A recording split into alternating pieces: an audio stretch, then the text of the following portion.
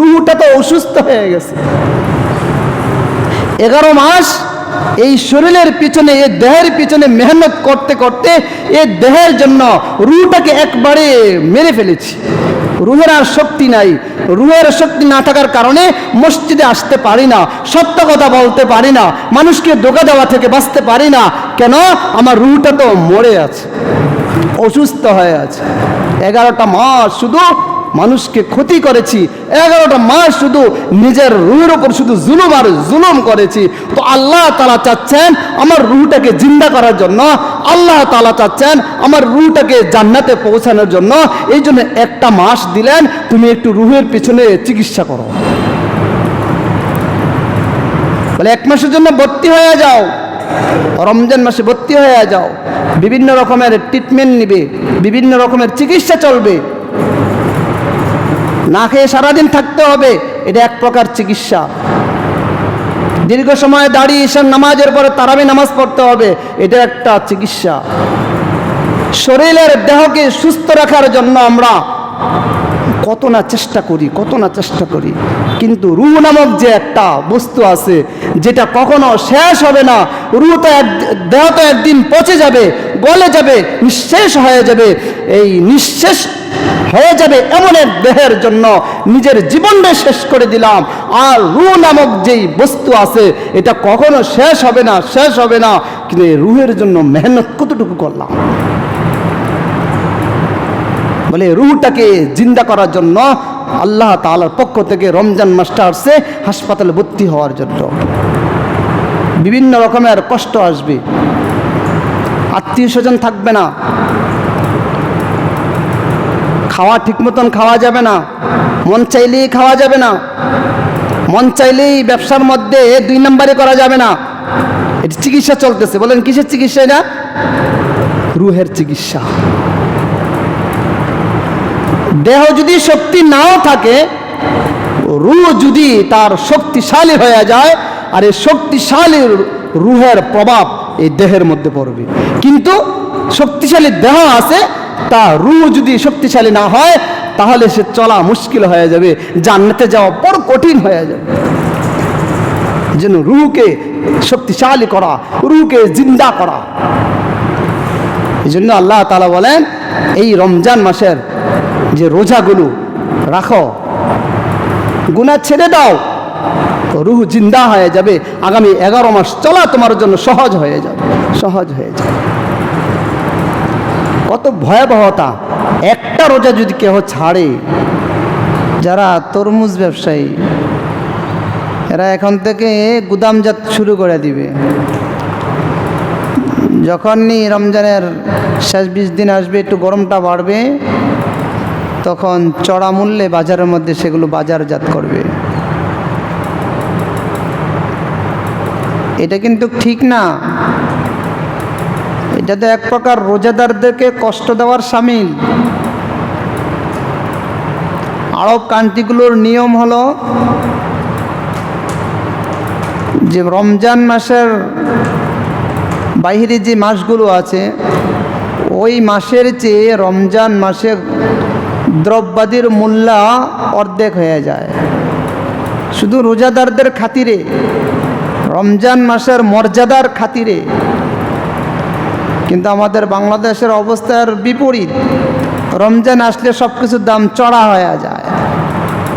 গত 2 দিন আগে বাজার থেকে শসা বা ক্ষীরা 30 টাকা করে কেজি আনছে, গতকাল বাজারে 60 টাকা, আজকে হয়তো একটু আরও বেড়ে যাব।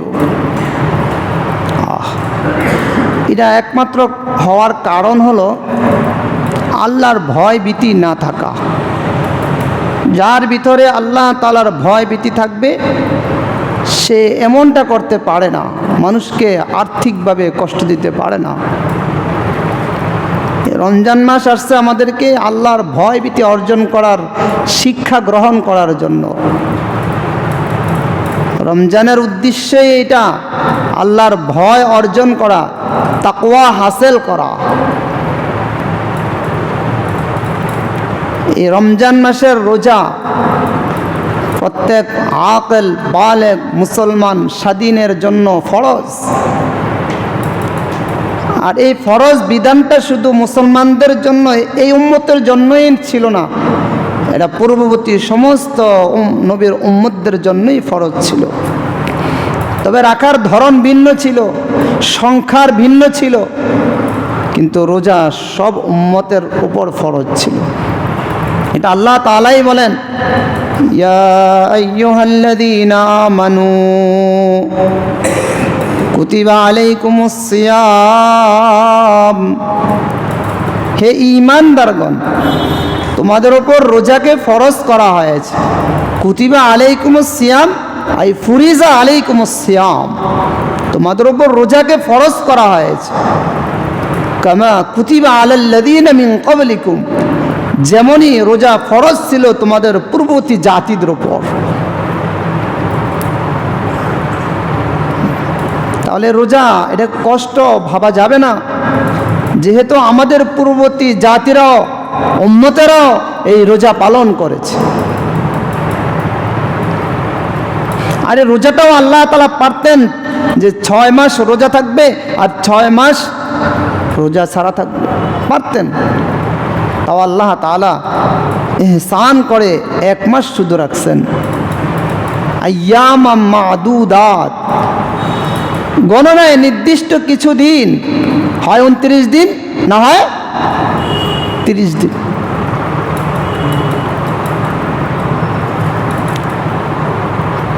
তো এই রোজা রাখার জন্য আমরা প্রস্তুতি গ্রহণ করছি তো ইনশাআল্লাহ।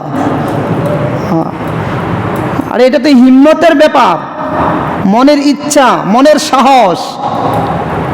শরীরে শক্তি নেই কিন্তু মনের সাহস আছে, বলে সাহসের কারণে সে শরীরের শক্তি না থাকলেও অনেক বিশাল বড় কাজ করে ফেলতে পারে। এই জন্য বলে আল হিম্মাতু হিয়াল ইসমুল আজম, মনের সাহসটা হলো ইসমে আজমের মতো। ইসমে আজম এটা একটা আমল, বিশেষ একটা আমল। এই ইসমে আজমের আমল করে যে দোয়া করবে আল্লাহ তাআলা তার দোয়াকে সাথে সাথে কবুল করেন। আর এই ইসমে আজমের আমলটা আল্লাহ তাআলা সাধারণত সবাইকে শিক্ষা দেন না।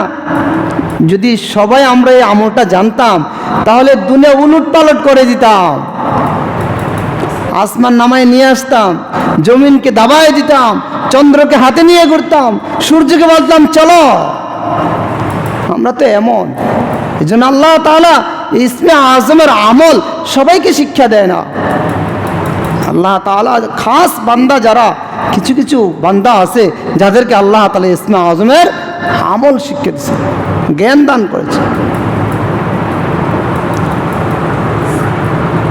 এই ইসমে আজমের মতো মনের সাহসকে যদি আমরা দৃঢ় করতে পারি তাহলে রোজা রাখা ব্যাপার না। রোজা রাখা কি না ব্যাপার না।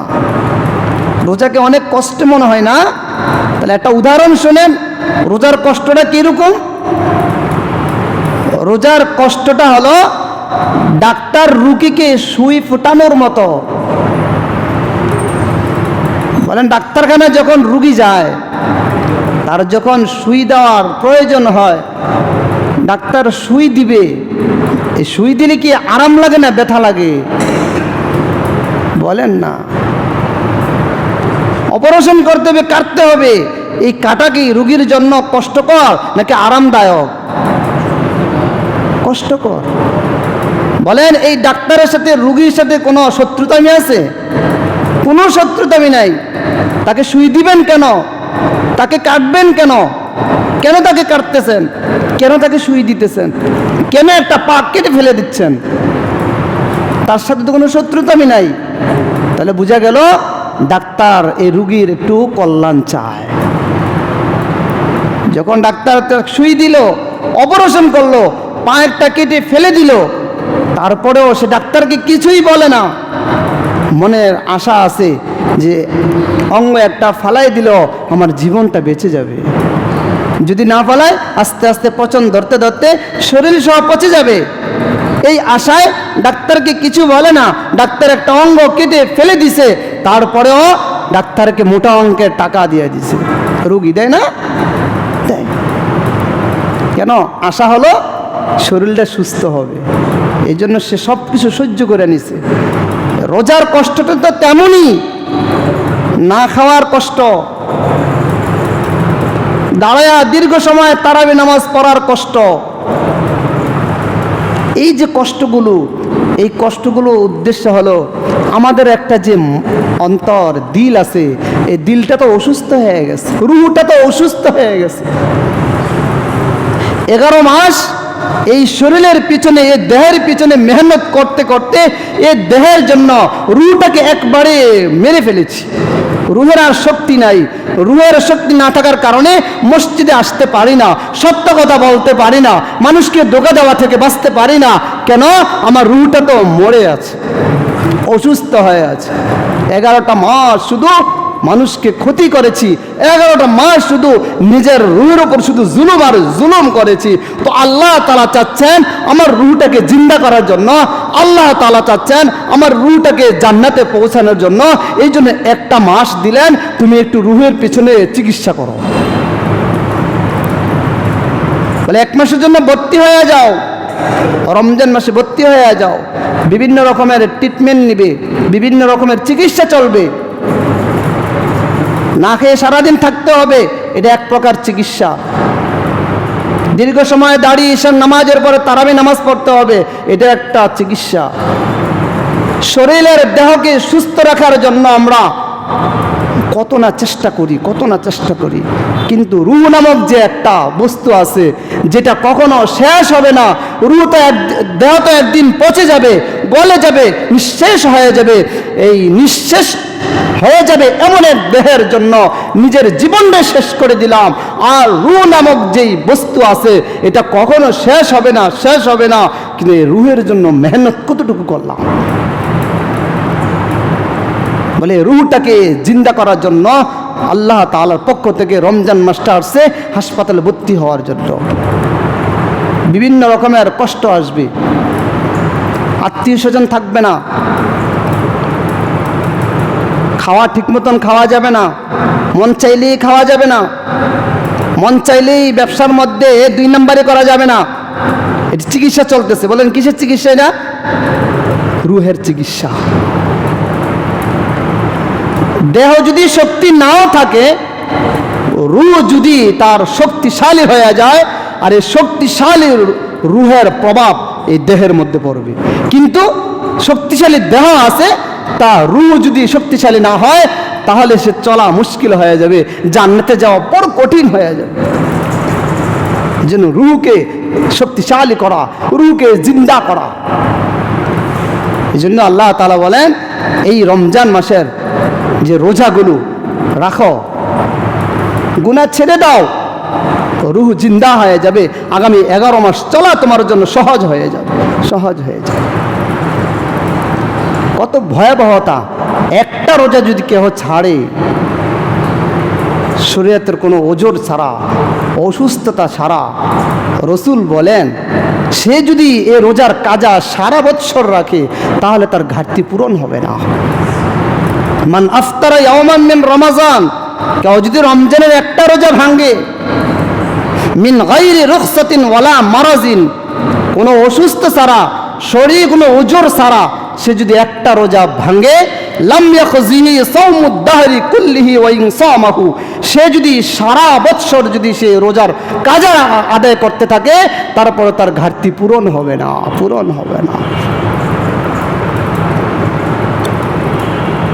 এই জন্য এখন থেকেই, আগের থেকে তো প্রস্তুতি গ্রহণ করতেছি, মনের সাহসকে আরো বদ্ধমূল করে নেই যে রমজানের একটা রোজাও ছাড়বো না, একটা তারাবিও ছাড়বো না। করতে পারেন আমরা প্রতিজ্ঞা? আর আমরা যখন হিম্মত করব, সাহস করব, তাহলে শক্তি দান করবেন কে? আল্লাহ। মান জাদ্দা ওয়াজাদা, যে চেষ্টা করে সেই পারে। চেষ্টা করছে আকাশে উঠতে, তো সে আকাশে উঠতে পারে। চেষ্টা করছে পানির নিচে দিয়ে চলতে, সে ডুবুরে এসে চলতেছে। কেন? সে কি করছে? চেষ্টা করছে। আমরা দুনিয়ার ব্যাপারে খুবই চেষ্টা করি, সফলতায় পৌঁছে যায়, কিন্তু আখিরাতের ব্যাপারে কোনো চেষ্টা নাই, যদি না ধরা খাওয়া যায়। এই জন্য অথচ সফলতা কি অর্জন করলো? আল্লাহ তাআলা বলেন, ফামান যুহজিহা আনিন নার ওয়া উদখিলাল জান্নাতা ফাকাদ ফাজ। যে ব্যক্তি জাহান্নাম থেকে মুক্তি পেয়ে গেল আর জান্নাতে প্রবেশ করতে পারলো, আল্লাহ তাআলা বলেন ফাকাদ ফাজ, সেই সফলতা অর্জন করলো। সুবহানাল্লাহ। আর আমরা সফলতা কাকে মনে করি? দুনিয়ার কিছু একটা হয়ে গেলাম, ছেলে কিছু একটা হয়ে গেল, অর্থের দিক থেকে আগায় গেলাম, ছেলে একটা ভালো চাকরি পেয়ে গেল, সফলতা পেয়ে গেলাম। না রে বাবা, এটার মধ্যে সফলতা না। কোরআনের কোনো আয়াতের মধ্যে নাই যে দুনিয়ার সব কিছু পেয়ে গেছে সেই সফলতা অর্জন করছে। কোনো আয়াতে নাই, কোনো হাদিসে নাই। কিন্তু আল্লাহ তাআলা কোরআনের মধ্যে বলছেন সফলতা হলো ওইটাই, ওই ব্যক্তি সফল কাম অর্জন করলো, সেই সফলতার চূড়ায় পৌঁছে গেল, যে জাহান্নাম থেকে মুক্তি পেয়ে গেল আর জান্নাতে পৌঁছে গেল। তো আল্লাহ তাআলা বলেন ফাকাদ ফাজ, সেই সফলতা অর্জন করলো। সফলতা, আমরা সফলতা কিসে খুঁজছি? দুনিয়ায় না, দিনের মধ্যে সফলতা, দিনের মধ্যে সফলতা। রোজাদারদের জন্য তো বিশেষ পুরস্কার আছে, আছে না? বিশেষ পুরস্কার আছে। পুরস্কার যদি সময় থেকে বলবো, এর আগে কিছু একটা মশালা বলে, যেহেতু যদি শনিবারের দিন যে রাত্রে চাঁদ উঠা যায়, তাহলে কিছু মশালা, যে দৈনিক মশালা, এগুলো হয়তো স্মরণ না থাকলে রোজা রাখতে কষ্ট হয়ে যাবে। আল্লাহর রাসূল সাল্লাল্লাহু আলাইহি সাল্লাম বলেন, রোজাদারের মুখের দুর্গন্ধ আল্লাহ তাআলার কাছে মিশকের চেয়েও অধিক সুগন্ধময়। সুবহানাল্লাহ। এই হাদিস শুনে না বুঝার কারণে এক শ্রেণীর লোক রমজান মাসে রোজা রেখে মেসওয়াক করে ছেড়ে দিছে। কি করে ছেড়ে দিছে? মেসওয়াক করে ছেড়ে দিছে। কেন? মেসওয়াক করলে তো মুখের দুর্গন্ধ চলে যাব, তো আল্লাহ তাআলার কাছে তো মেশকের চেয়ে সুগন্ধময় হবে না, এই জন্য মেসওয়াক করে কি করছে? ছেড়ে দিছে। এই যে একটা ভুল, মানে এই যে দুর্গন্ধ, এটা কোনটাকে বুঝেছেন রাসূল? সারাদিন উপবাস থাকার কারণে পাকস্থলী যে শূন্য শুকনা অবস্থায় আছে, এই শুকানোর কারণে একটা দুর্গন্ধ মুখের শ্বাসের সাথে বের হয়, ওই দুর্গন্ধ রাসূল বোঝাচ্ছেন এখানে, ওই দুর্গন্ধটা। কিন্তু দাঁতের মধ্যে খাবার আটকে রয়েছে, এই যে দুর্গন্ধ, আল্লাহ রাসূল এই দুর্গন্ধকে মেশকের চেয়ে সুগন্ধময় বলে না। এই জন্য মেসওয়াক সেটা দিনেও সুন্নাত, রাতেও সুন্নাত, সকালেও সুন্নাত, দুপুরেও সুন্নাত, বিকেলেও সুন্নাত, রোজা অবস্থায় সুন্নাত, রোজা ছাড়াও কি সুন্নাত, সর্ব অবস্থায় সুন্নাত। তাহলে আমরা রোজা রেখেও মেসওয়াকের আমল কি করব না? ছাড়বো না। আরে ভাই, রাসূল বলেন কেউ যদি মেসওয়াক করে নামাজ পড়ে, তাহলে 70 গুণ বেশি সওয়াব তাকে দেওয়া হয়। সুবহানাল্লাহ। কেউ যদি নিয়মিত মেসওয়াক করে, সবচেয়ে নিম্নে ফায়দা হলো দাঁতের ময়লা পরিষ্কার হয়, আর সবচেয়ে বেশি দামি পুরস্কার হলো মৃত্যুর সময় কালিমা নসিব হয়। সুবহানাল্লাহ। দুনিয়া আকাম উকাম 60 বছরে কম করে না, কিন্তু কোনো একটা উসিলায় মৃত্যুর সময় তাকে কালিমা নসিব করছে, মানুষের জান্নাতে চলে যাবে এক সময়। সুবহানাল্লাহ। সহজ না, সহজ না। যাওয়া মৃত্যুর সময় কালিমা নসিব হওয়া খুব সহজ বিষয় না কিন্তু এটা। এই জন্য মেসওয়াকের আমলটা করব। মেসওয়াকের পরিবর্তে আমরা যে জিনিসটা করি, ব্রাশ, যেটা এই যে ব্রাশ করি আমরা, ব্রাশ দ্বারাও কি হয়? দাঁত পরিষ্কার হয়। ব্রাশ দিয়েও কি হয়? দাঁত পরিষ্কার হয় না। কিন্তু হাদিসে রাসূল বলে নাই যে ব্রাশ করলে মৃত্যুর সময় কালিমা নসিব হবে, এটা কি করে নাই? বলা হয় নাই। ব্রাশ করেন, নিষেধ না, দাঁত পরিষ্কার হবে, কিন্তু রাসূলের সুন্নাত যেটা, সেটা কি হবে না? আদায় হবে। তিক্ত ঢাল দ্বারা যদি মেসওয়াক করে, এটা আলাদা একটা সুন্নত, আলাদা একটা কি সুন্নত। এমনি তো ঢাল দিয়া মেসওয়াক করা সুন্নত, আবার তিক্ত ঢাল দিয়া মেসওয়াক করা আরেকটা কি, আরেকটা সুন্নত। অনেকে মনে করে তিক্ত ঢাল দিয়ে মেসওয়াক করলে তো রোজা অবস্থায় তিক্ততা অনুভব গলার মধ্যে হয়, হয় না? বলে এতে রোজার কোনো কি হবে না, সমস্যা হবে না। এর বিপরীতে ব্রাশ করার ক্ষেত্রে যে পেস্ট ব্যবহার হয়, মাজন ব্যবহার হয় বা গুল ব্যবহার করে, এতে রোজা অবস্থায় কেউ যদি এগুলো ব্যবহার করে, তাহলে রোজা মাকরু হয়ে যাবে। আর যদি সেটা হুলকুমে চলে যায়, পেস্ট বা গুল বা মাজন যদি কোথায় চলে যায়, হুলকুমে গলায় চলে যায়, তাহলে রোজা ভেঙে যাবে। রোজা কি যাবে? ভেঙে যাবে। রোজা অবস্থায় যদি বমি হয়, বমি না বুঝার কারণে রোজা অবস্থায় বমি হলে সে কি করে, মনে করে যে রোজা ভেঙে গেছে, এই জন্য সে পেট বেড়ে খায় না, কারণ রোজা তো ভেঙে গেছে, সারাদিন খায়, শুধু খায়। এটা না বুঝার কারণে, মূলত অনিচ্ছায় যদি বমি হয়, এতে রোজার কি হবে না, সমস্যা হবে না, কোনো সমস্যা হবে না। সে যে বমি হওয়ার পরে ইচ্ছা করে খাইছে, এর জন্য তার রোজাও ভেঙে গেছে, তার কাজাও রাখতে হবে, কাফারাও দিতে হবে। খুব কঠিন জিনিস। এই জন্য এই মশালাগুলো আমরা খুব খেয়াল করব। সাধারণত মা বোনেরাও জানে না, মা বোনদেরকেও আমরা এই মশালাগুলো চেষ্টা করব। রোজার সংক্রান্ত অনেক অনেক অনেক মশালা, এগুলো ওলামায়ে কেরামদের কাছ থেকে জিজ্ঞাসা করে করে জেনে জেনে আমল করার চেষ্টা করব। সর্বশেষ কথা যেটা বলছিলাম, যারা রোজা রাখবে, রমজান মাসে পুরা রোজা রাখবে, পুরাটা মাস রোজা রাখবে, আল্লাহর রাসূল সাল্লাল্লাহু আলাইহি সাল্লাম তাকে 5টা পুরস্কারের কথা বলছেন। কয়টা? 5টা। কেউ যদি 5টা পুরস্কার আল্লাহর পক্ষ থেকে নিতে চান, তাহলে এখন থেকে আজ বিল জজম করেন যে রমজানে একটা রোজাও ছাড়বো না ইনশাআল্লাহ। বলেন ইনশাআল্লাহ। আবু হুরায়রা রাদিয়াল্লাহু তাআলা আনহু থেকে হাদিস বর্ণিত। 1 নম্বর পুরস্কার হলো, এর যে বলছিলাম প্রথম হাদিসটা, রোজাদারের মুখের দুর্গন্ধ আল্লাহ তাআলার কাছে মেশকের ঘ্রাণের চেয়ে আরো সুগন্ধময়। সুবহানাল্লাহ। 2 নম্বর পুরস্কার, ফেরেশতা সহ সমস্ত মাখলুকাত রোজাদারের জন্য ইফতারের আগ পর্যন্ত সারাদিন দোয়া ইস্তেগফার করতে থাকে, এমনকি সমুদ্রের মৎস্য পর্যন্ত। সুবহানাল্লাহ। 3 নম্বর পুরস্কার রোজাদারের জন্য, রোজাদারকে কেন্দ্র করে জান্নাতকে প্রতিদিন সাজানো হয়। কি করা হয়? কেন সাজানো হয়? রোজাদাররা জান্নাতের মেহমান। সুবহানাল্লাহ। রোজাদাররা জান্নাতের কি মেহমান। যখন সকাল থেকে সন্ধ্যা পর্যন্ত সারাদিন যখন জান্নাতকে সাজায়, তো আল্লাহ তাআলা সন্ধ্যা ঘনিয়ে আসলে জান্নাতকে সম্বোধন করে বলে, ও জান্নাত, আমার খাস খাস বান্দারা, রোজাদাররা, এরা দুনিয়ার কষ্ট ক্লেশকে উপেক্ষা করে অতি শীঘ্রই তোমার মধ্যে আসতেছে, তুমি অপেক্ষা করো। সুবহানাল্লাহ। কাকে কে বলে? জান্নাতকে আল্লাহ তাআলা বলে, আমার প্রিয়ারা বান্দারা, সারাদিন না খেয়ে রোজা রেখে যে কষ্ট অনুভব হয়েছে, দীর্ঘ সময় দাঁড়ায় তারাবি নামাজ পড়ে যে কষ্ট হয়েছে, এই দুনিয়ার কষ্টকে লাথি মেরে উপেক্ষা করে তোমার মধ্যে আসতেছে, তুমি অপেক্ষা করো। 4 নম্বর পুরস্কার, এই রোজাদারদের খাতিরে। কার খাতিরে? রোজাদারদের খাতিরে আল্লাহ তাআলা উশৃঙ্খল শয়তানকে শিকল দিয়ে বেঁধে রাখছে। উশৃঙ্খল। এই জন্য রমজানে সাধারণত রোজাদারদের থেকে বড় ধরনের কোনো গুনাহ হয় না। যদি ছোট ছোট গুনাহ হয়, এটি কি কার কারণে হয়? নফসে আম্মারা, আমার যে একটা প্রত্যেকের একটা নফসে আম্মারা আছে, নফস, যে নফসে আম্মারা আমাকে গুনার কাজের উদ্বুদ্ধ করে, একটা গোশতের টুকরা আছে ওখানে, নফসে আম্মারা। এইটার কারণে ছোট ছোট গুনাহ হয়ে যায়। যখন হয়ে যাবে তখন সাথে সাথে আউযু বিল্লাহি মিনাশ শাইতানির রাজিম পড়ব, ইস্তিগফার পড়ব, সাথে সাথে একটা নেক আমল শুরু করে দিব, তাহলে কি হয়ে যাবে? আল্লাহ মাফ করে দিবে। 5 নম্বর পুরস্কার হলো, রোজা শেষে রোজাদারের সমস্ত গুনাহ আল্লাহ তাআলা মাফ করে দেন। সুবহানাল্লাহ। সাহাবায়ে কেরাম বললেন, ইয়া রাসূলুল্লাহ, এটা কি শবে কদরের রাত্রের কথা বলছেন? শবে কদরের?